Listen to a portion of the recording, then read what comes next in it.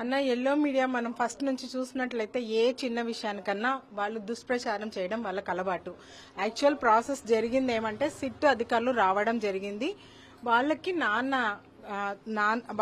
అధికారులు నాన్నని విచారించినారు. నాన్న వాళ్ళకి వాళ్ళు అడిగిన దానికి సమాధానాలు చెప్పినారు. నార్మల్ ప్రాసెస్ లోనే జరిగిందన్న.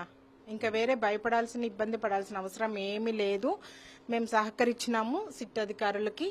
సార్ వాళ్ళు కూడా ఎక్కడ మాకు ఏ ఇబ్బంది లేకుండా వాళ్ళ ప్రాసెస్ వాళ్ళు చేసేసి వెళ్ళినారు. కొన్ని డాక్యుమెంట్స్ సీజ్ చేశారు, సెల్ ఫోన్ సీజ్ చేశారు, విష ప్రచారం ఇంకా కొనసాగిస్తారు. డాక్యుమెంట్స్ అనేది ఏమి లేవు. నేను అక్కడే ఉన్నాను. సో డాక్యుమెంట్స్ సీజ్ చేయడము, ఇది చేయడము, అవి చేయడం అనేది ఏమీ లేదు. జస్ట్ వాళ్ళ ప్రాసెస్ ఏమో వాళ్ళు అడిగినారు, మేము సమాధానం చెప్పడం జరిగింది. నార్మల్ గానే జరిగిందన్న.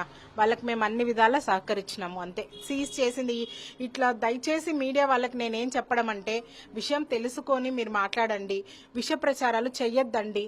మీకు ఏదైనా విషయం తెలియకపోతే ఇప్పుడు అన్న వాళ్ళ ద్వారా నేను మీడియాకు తెలియజేస్తున్నాను, ఎటువంటి డాక్యుమెంట్స్ ఏమీ సీజ్ చెయ్యలేదు, అటువంటిది ఏమీ లేదు. అవన్నీ దుష్ప్రచారాలు.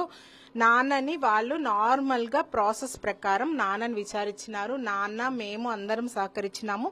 సిట్ అధికారులు చాలా మర్యాదగా, సార్ వాళ్ళు కూడా చాలా మాకు కోఆపరేట్ చేసి సార్ వాళ్ళు కూడా పద్ధతి ప్రకారంగానే వాళ్ళు విచారణ చేసినారు.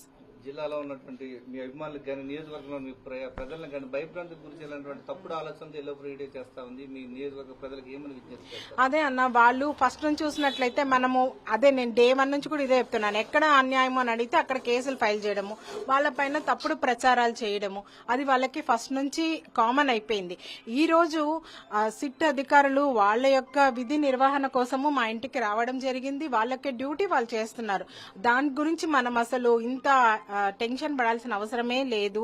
అండ్ ఇంకొక విషయం ఏమంటే, వీళ్ళు ఇట్లంతా చేసి ప్రజల్ని భయభ్రాంతులు చెయ్యాలా అని చూస్తున్నారు. వీళ్ళు ఎన్ని చేసినా, ఎన్ని మా పైన కేసెస్ ఫైల్ చేసినా, ఎన్ని ఆటంకాలు చేసినా, ఎన్ని చేసినా, మా నాన్నగారు, మా కుటుంబం మొత్తం జగనన్నతోనే నడుస్తాము, జగనన్న కోసమే ఉంటాము. మా లాస్ట్ ఊపిరి ఉన్నంత వరకు మేము జగనన్నతోనే ప్రయాణిస్తాము.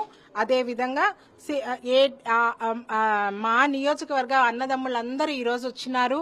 వాళ్ళందరూ ఆందోళన పడిన విషయం అయితే నిజమే, కానీ ఎవరు ఎటువంటి ఆందోళన పడవలసిన అవసరం లేదు. అండ్ మీ అందరి అభిమానానికి మేమందరి జీవితాంతం రుణపడి ఉంటామన్నా.